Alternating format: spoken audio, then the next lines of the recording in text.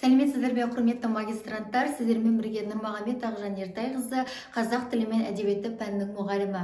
Құрметті магистранттар, менің бүгінгі сабағым дәл сіздерге арналады. Естеріңізде болса, мен өз арнамда бір сабақ салған болатынмын. Ол Жақсылықова және Оралбаева еңбектерінен сіздерге мәліметтермен көрсеткен болатынмын. Енді біз бүгінгі сабағымызды Оразбаева және Рахметованың қазақ тілін оқыту әдістемесі еңбегіне арнайтын боламыз. Менің сабағымды үзбей жібермей көріңіздер. Менің сабағым сіздерге өте пайдалы мәліметтерге тола сабақ болады деген ойдамын. Менің арнама міндетті түрде тіркеле кетіңіздер, лайк басып, комментарий жазыңыздар. Өз ұсыныстарыңыз, айтар пікірлеріңіз болса, оны да міндетті түрде комментарий бөліміне жаза кетіңіздер. Құрметті магистранттар, біз бүгінгі сабағымызды бастаймыз. Жоғарыда айтып өткендей, біздің бүгінгі сабағымыз Оразбаева және Рахметованың қазақ тілін оқыту әдістемесі еңбегіне арналған. Оның ішінде біз бүгін тақырыптарда қамтитын боламыз.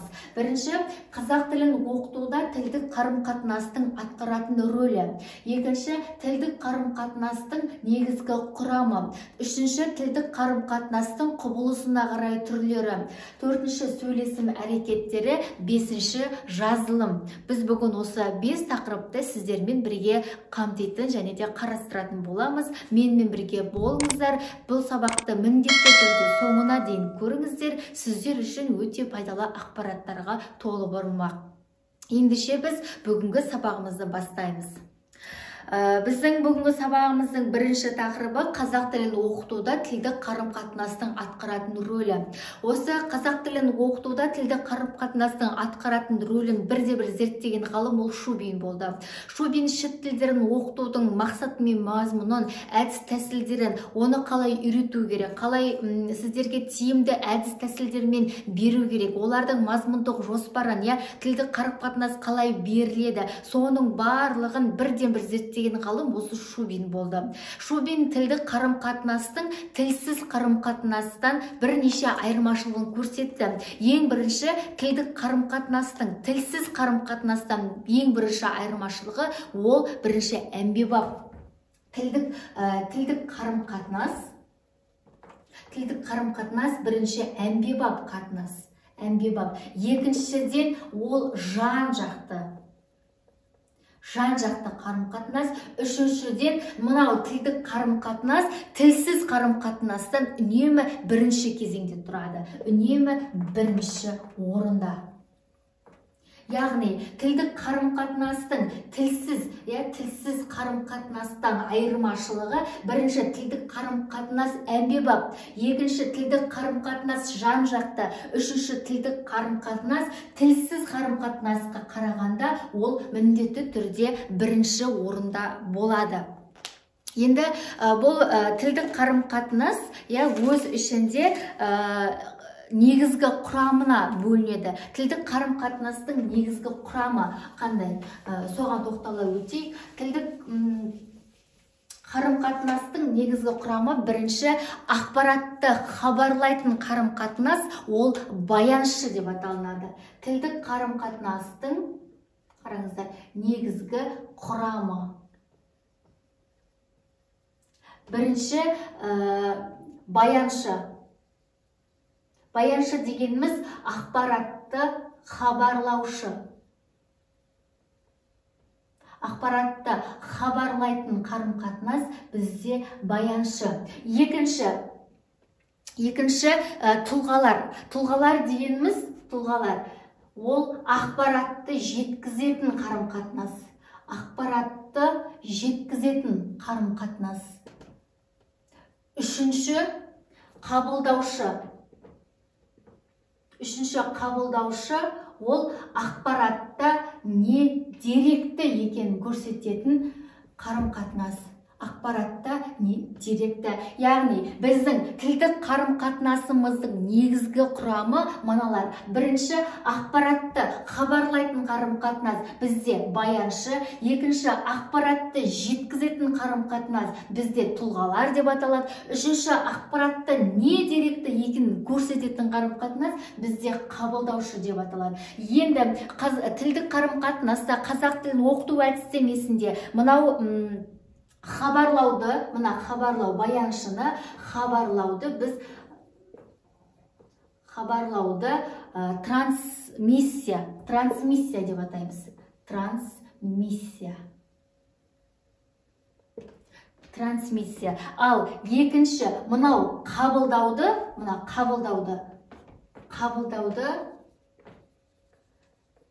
рецепция деп атайды. Қабылдауды рецепция деп аталады. Қараңыздар, хабарлау бізде трансмиссия деп аталынады қазақ тілін оқыту әдістемесінде, ал қабылдау бізде рецепция деп аталынады. Ал енді біз бұны Шубиннің еңбектерінен көріп отырмыз ғой, Шубиннің талдау нәтижелерінің арқасында. Енді ғалым Шубин мынау трансмиссия хабарлаушыны трансмиссор деп атаған. Хабарлаушы. Ал мынау қабылдап алатын адам қабылдаушыны рецептив деп атаған. Рецептив. Қараңыздар, біздің тілдік қарым-қатынастың негізгі құрамы үшке бөлінеді. Бірінші, ақпаратты хабарлайтын қарым-қатынас бізде баяншы деп аталады. Екінші, ақпаратты жеткізетін қарым-қатынас бізде тұлғалар деп аталынады. Ал үшінші, бізде ақпаратты не деректі екенін көрсететін қарым-қатынас бізде бұл қабылдаушы деп аталынады. Енді Шубин тілдік қарым-қатынаста хабарлауды трансмиссия, ал қабылдауды рецепция деп аталған. Ал сол хабарлаушыны трансмиссор, ал қабылдаушыны рецептив деп атаған. Енді осы тілдік зерттеуші ғалымдар тілдік қарым-қатынас құбылысына қарай үш кезеңге бөлінетінін айтып өтті. Бұл Шубиннің пікірі емес, бұл тілдік зерттеуші ғалымдардың пікірінше тілдік қарым-қатынас құрылысына емес, құбылысына қарай үш кезеңге бөлінеді. Ол қандай кезеңдер? Біріншіден, ол хабардың сыртқа шығуы. Бірінші, тілдік қарым-қатынастың құбылысына қарай кезеңдері. Тілдік қарым-қатынас құбылысына. Осыдан көп студенттер шатасады. Құбылысына қарай. Мына құбылысты ұмытып кетпеңіздер. Құрылысына емес, құбылысына қарай бірінші кезең бізде хабардың дұрыс айтылуы, шығуы деп аталады. Хабардың дұрыс айтылуы, шығуы. Екінші, хабардың айтылуға тиіс мағынаның дұрыс жеткізілуі.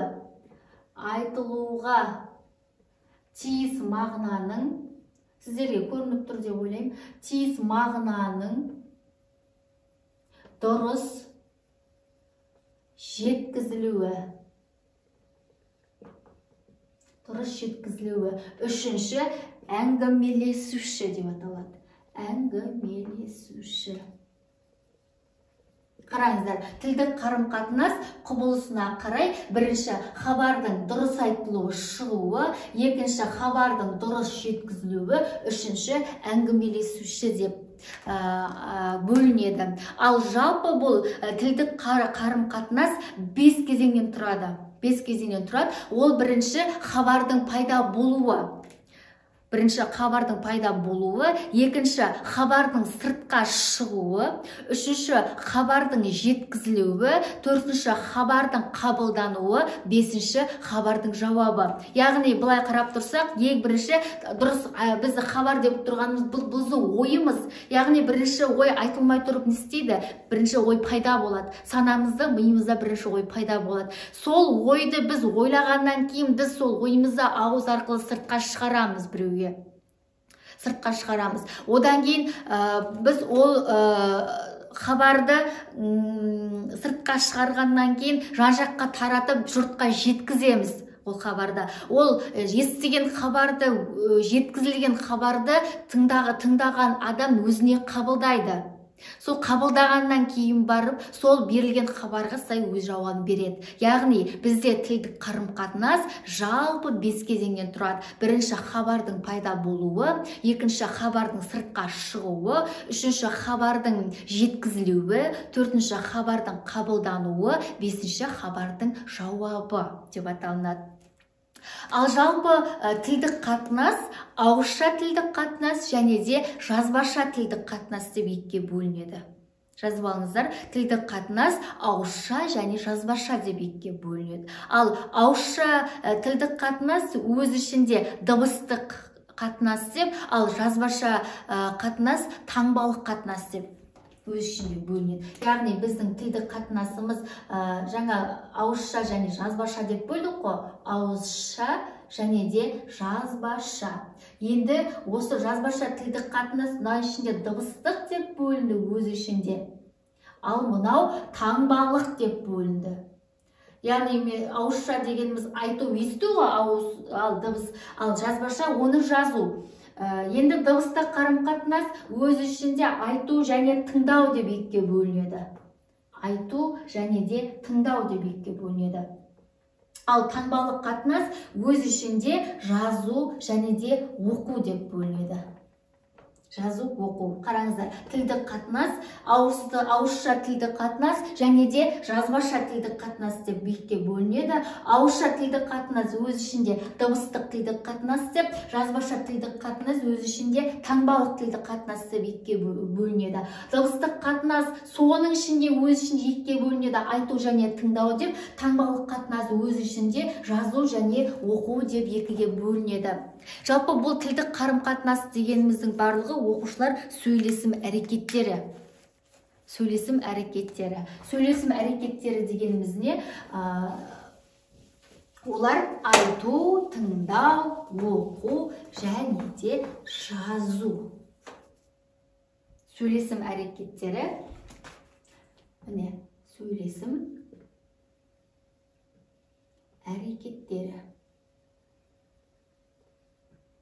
Сөйлесім әрекеттері. Бірінші сөйлеу, екінші айту, одан кейін жазу, айту, оқу, жазу, түсіну. Міне, біздің мынау айтып жатқан тілдік қарым-қатынасымыздың барлығы сөйлесім әрекеттері. Сөйлесім әрекеттері өз ішінде сөйлеу, айту немесе оқу, жазу, түсіну деп өз ішінде бөлінеді. Ал жалпы алғанда бұл сөйлесім әрекеттері айтылым, оқылым, жазылым, тыңдалым, тілдесім деп бөлінеді. Тілдесім. Бұлай бөлінуі, айтылым, оқылым, жазылым, тыңдалым, тілдесім деп бөлінуі Оразбаева және де Рахметова бойынша. Оразбаева және де Рахметова бойынша. Міне, яғни біздің авторларымыз бойынша, біздің бүгінгі өтіп жатқан сабағымыз осы Оразбаева және Рахметованың еңбектеріне байланысты ғой. Міне, Оразбаева, Рахметова сөйлесім әрекеттерін айтылым, оқылым, жазылым, тыңдалым, тілдесім деп, міне, 5 түрге бөлген. Яғни ертең сіздерді тестте келуі мүмкін Оразбаева және Рахметова ұсынған сөйлесім әрекеттері. Ол бір немесе бірнеше жауапты болып келуі мүмкін, бір жауапты тек жазылым ғана көрсетілуі мүмкін, бір жауапты бірнеше дұрыс жауапты болып келеді ол бізде таңдау пәндеріміз. Сондықтан мына 5 сөйлесім әрекеті 5 нұсқада сіздерге келуі мүмкін. Сондықтан ұмытпаймыз, Рахметова және Оразбаеваны ұсынған сөйлесім әрекеттері деген кезде айтылым, оқылым, жазылым, тыңдалым, тілдесім деп сіздер айтатын боласыздар. Енді біз бүгін осы айтылым, оқылым, тыңдалым, жазылым, тілдесімнің ішінде біз бүгінгі сабағымызда жазылымға тоқтаймыз. Жазылым. Бірінші, жазылымның құрылымдық кезеңдері қандай, соған тоқтала кетейік. Жазылымның құрылымдық кезеңдері: бірінші, қажеттіліктен пайда болған себеп. Қажеттіліктен пайда болған себеп. Екінші, себептің ойда, санада бейнеленуі. Үшінші, ойда, санада бейнеленген жаңағы сөздердің, ойдың сөз арқылы бейнеленуі. Төртінші, сөздің таңбалық әріптермен жазылуы. Қараңыздар, сонда бірінші, қажеттіліктен пайда болған себеп. Бірінші себеп пайда болды. Жаңа біз жоғарыда айтып өттік, хабарды. Хабар не істеді? Бірінші пайда болды. Біз пайда болған хабарды ойымызға саламыз, ойымыздан сыртқа шығарамыз. Сол сияқты жазылымда да. Бұл жазылымда негізгі бізге көмектесетін не? Хабарда біз айттық қой, жазылымда бізге көмектесетін графика, әріп, таңба. Сол хабармен осы жазылымда шатастырып алмаңыздар. Жазылымның құрылымдық кезеңдері деген кезде: бірінші, қажеттіліктен пайда болған себеп. Екінші, себептің ойда, санада бейнеленуі. Үшінші, ойдың сөз арқылы тізбектелуі. Сөздің таңбалық әріптермен жазылуы. Яғни, мен мысалға сіздерге тілдік қарым-қатынас туралы сіздерге мен бүгін берейінші деп не істедім? Мәлімет айтайыншы, сіздерге сабақ өтейінші деп мен бүгін ойладым. Ойлағаннан кейін мен ондай себеп пайда болды. Менде не үшін пайда болды? Менде сіздерге сабақ өтейінші деген. Өйткені магистратураға дайындалуы керек студент. Ол оқуға түсуі керек. Мен осы себепті сіздерге мен сабақ өтейінші деп, мен сабақ өтуімен байланысты себепті сіздерге тауып бердім. Енді сол себепті мен өзімнің ойымда не істедім? Ойладым, өз санамда бейнеледім. Қалай оқытамын, қалай түсіндіремін, ол еңбекті қайдан табамын деп. Енді бұл еңбектің барлығын таптым, оқыдым, өзім дайындалдым, конспектті жаздым. Енді сол өзімнің санамда бейнеленген ойды мен істеймін, сөз арқылы сіздерге шығарамын. Мен өзім оқыған еңбегімді сіздерге дәл осылай міне жеткізіп тұрмын, сөз арқылы сіздерге беріп тұрмын. Енді сіздер менің шығарған, мені айтып тұрған сөздерін естейсіздер, жазып аласыздар. Міне таңбалық әріптермен, таңбамен мысалы жазып аласыздар. Таңбалық графикалық әріптермен жазасыздар.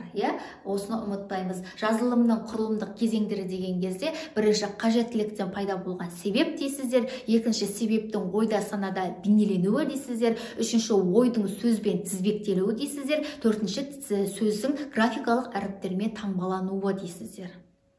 Ал енді бұл біздің жазылымның құрылымдық кезеңдері. Енді жазылымның лингвистикалық мазмұнын белгілейтін мәселелер бар. Жазылымның лингвистикалық мазмұнын белгілейтін мәселелер. Ол не? Бірінші, графика. Графика ол әріп. Екінші, орфография. Орфография дұрыс жазу. Үшінші, жазып алу. Төртінші, жазбаша сөйлеу. Қараңыздар, жазылымның лингвистикалық мәселелерін зерттейтін, лингвистикалық мазмұнын зерттейтін мәселелер. Бірінші, графика. Екінші, орфография. Үшінші, жазып алу. Төртінші, жазбаша сөйлеу. Осының ішіндегі жазылымның лингвистикалық мазмұнын зерттейтін мәселелердің ішіндегі ең негізгісі бізде графика. Міне, графика. Ол графика дегеніміз біздің әріптеріміз. Әріптердің таңбалық жиынтығы, бұл бізде графика деп аталады. Енді бұл жазылымды біз графика дедік, одан кейін орфографиямен тығыз байланыстырдық. Бұл жазылымның өзі не? Дұрыс жазу. Ал қазақ тіл білімі саласында сөздердің дұрыс жазылуын зерттейтін сала бізде орфография. Орфография. Яғни біздің жазылым әрекетіміз қазақ тіл білімі саласында орфографиямен тығыз байланысты. орфографиямен тығыз байланысты. Ал енді бұл қазақ тіл білімі ғылымында, қазақ тілі ғылымында осы Оразбаева мен Рахметованың зерттеуі бойынша орфографияны оқытуда туындайтын қиыншылықтар, немесе орфографияны оқытуда кездесетін қиыншылықтар деп сіздерге бірнеше қиыншылықтар деп атап көрсеткен. Ол не? Бірінші, фонетикалық, морфологиялық, тарихи принциптердің өзгешеліктері мен ерекшеліктерін түсіндіру. Немесе фонетикалық, морфологиялық, тарихи принциптердің өзгешеліктері мен ерекшеліктерін оқушыларға ескерту. Екіншіден, екпін түсетін буындардың дұрыс айтылуы мен жазылуы. Екпін түсетін буындардың айтылуы мен жазылуы. Үшінші, қазақ тіліндегі еріндік, езулік дауыстылардың дұрыс айтылуы мен жазылуын түсіндіру. Төртіншіден, жуан, жіңішке дыбыстардың фонемалық ерекшеліктерін көрсету. Бесіншіден, дауыссыз дыбыстардың айрықша белгілерін атап өту. Осы 5 мәселе бұл бізде орфографиялық білімді оқытудағы қиыншылықтар. Бұл да сіздерге ертең магистратурада тестте бір сұрақ болып келуі мүмкін. Сіздерге сұрауы мүмкін. Оразбаева мен Рахметова ұсынған орфографияны оқытудағы бір ерекшелік, немесе бір қиыншылық. Ол сіздерге фонетикалық ерекшеліктерді түсіндіру деп беру мүмкін жауабында. Немесе жуан жіңішке дыбыстардың фонемалық ерекшеліктерін көрсету деп беру мүмкін. Сондықтан мен айтқан мәліметтерді өздеріңізге міндетті түрде түртіп отырыңыздар. Одан кейін бұл жалпы орфографиялық білім екі саланы қамтиды. Оның біріншісі жеке лексикалық единицаларды, сөздерді дұрыс жаза білу. Бірінші саласы. Ал екінші саласы грамматикалық ережелерді ұстана отырып, сөз тіркестерін құрастырып, дұрыс сөйлем құрай білу. Бірінші, жеке лексикалық единицаларды, сөздерді дұрыс жаза білу болса, екінші, грамматикалық заңдылықтарды, немесе грамматикалық ережелерді білу арқылы сөз тіркестерін құрастырып сөйлем құрай білу. Осы жалпы орфографияның қарастыратын екі саласы. Енді бұл жазылымның екі ерекшелігі бар. Ол біріншіден жазылымның психологиялық ерекшелігі. Жазылымның бұл психологиялық ерекшелігі дегеніміз жазбаша тапсырмаларды дұрыс пайымдау. Екіншіден, логикалық жағынан меңгеру. Үшінші, орфографиялық дағдылармен шеберлікті ұштау. Жазылымның психологиялық ерекшелігі: бірінші, жазбаша тапсырмаларды дұрыс пайымдау. Екінші, логикалық жағынан меңгеру. Үшінші, орфографиялық дағдылармен шеберлікті ұштау. Ал екінші ерекшелігі жазылымның ол әдістемелік ерекшелігі. Әдістемелік ерекшелігі дегеніміз, яғни жазылымда сөздердің дұрыс жазылу әдіс тәсілдерін, олардың мақсатын, мазмұнын, жоспарын қарастыратын, үйрететін ерекшелік бізде осы жазылымның әдістемелік ерекшелігі деп аталады. Ал енді осы жазуды үйретудің алғышарттары да кездеседі. Бұл ғалымдардың еңбегінде Оразбаева және Рахметова ұсынған жазуды үйретудің алғышарттары: бірінші, каллиграфияны меңгерту, яғни алфавитті меңгерту. Екіншіден, әріптік таңба мен фонеманың қазақ тілі жазуында алатын орнын түсіндіру. Әріптік таңба мен фонеманың. Үшінші, жеке тілдік единицалардың дұрыс жазылу ережесін білу, яғни сөздерді, сөйлемдерді дұрыс жаза білу. Төртінші, сөз тіркесі мен сөйлемнің байланысу заңдылықтарын ескерту. Сөз тіркесі мен сөйлемдерді, яғни дұрыс жаза білу. Бесінші, ойды жазбаша жеткізу. Төртінші, шағын мәтіндерді құрастыра білу. 7-ші хат жазу үлгісін меңгерту. 8-ші іс қағаздарды дұрыс толтыра білу. Осы жазуды үйретудің алғы шарттары. Көрдіңіздер ма? Біз бүгін Оразбаева және Рахметованың қазақ тілін оқыту әдістемесі еңбегінің бірінші бөлімін, соның ішіндегі біз бүгін қазақ тілін оқытудағы тілдік қарым-қатынастың атқаратын рөлін, одан кейін бұл тілде сөйлесім әрекеттерін, тілдік қарым-қатынастың құбылысына қарай кезеңдерін, тілдік қатынастың негізгі кезеңдері қандай, тілдік қатынас құрамына қарай неше кезеңге бөлінеді. Осының барлығы, оның ішінде жазылымның графика мен орфографиямен байланысын сіздерге бүгінгі сабақта мен айтып өттім. Құрметті студенттер, мені көріп отырған менің арнамның көрермендері, бүгінгі сабақ бізде осымен аяқталды. Мен уәде еткендей, сіздерде сөз басында көрсеткен тақырыптарды сіздерге ашық айта білдім деп ойлаймын. Келесі бұл Оразбаева және Рахметованың еңбектері бұлмен біткен жоқ. Біз бүгін нақты жазылымға тоқталдық. Ертең келесі сабағымызда оқылым және тыңдалым, және де әрі қарай бұл Оразбаева мен Рахметованың еңбектерінен біз сабақты жалғастыратын боламыз. Біз тек бүгінгі кіріспесін және де бірінші бөлімі бұл жазылымға сіздерге қысқаша тоқталып өттік. Құрметті студенттер, менің арнама міндетті түрде тіркеле кетіңіздер. Өйткені мен сіздерге жалпы ақпараттарды, мәліметтерді бере отырып, менімен бірге магистратураға дайындаласыздар.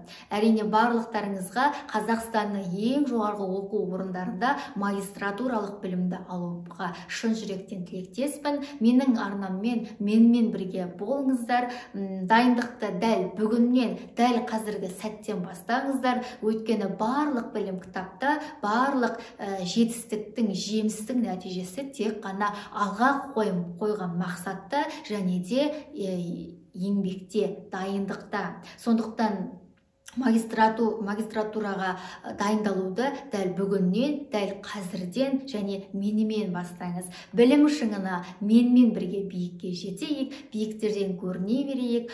Сіздердің барлықтарыңызға мен үлкен сәттілік тілеймін. Әрине, біздің сабағымыз бұнымен біткен жоқ. Сіздермен қоштаспаймын. Келесі кездескенше, келесі сабақта жүздескенше. Сіздермен бірге Нұрмағамбет Ақжан Ертайқызы. Сау болыңыздар.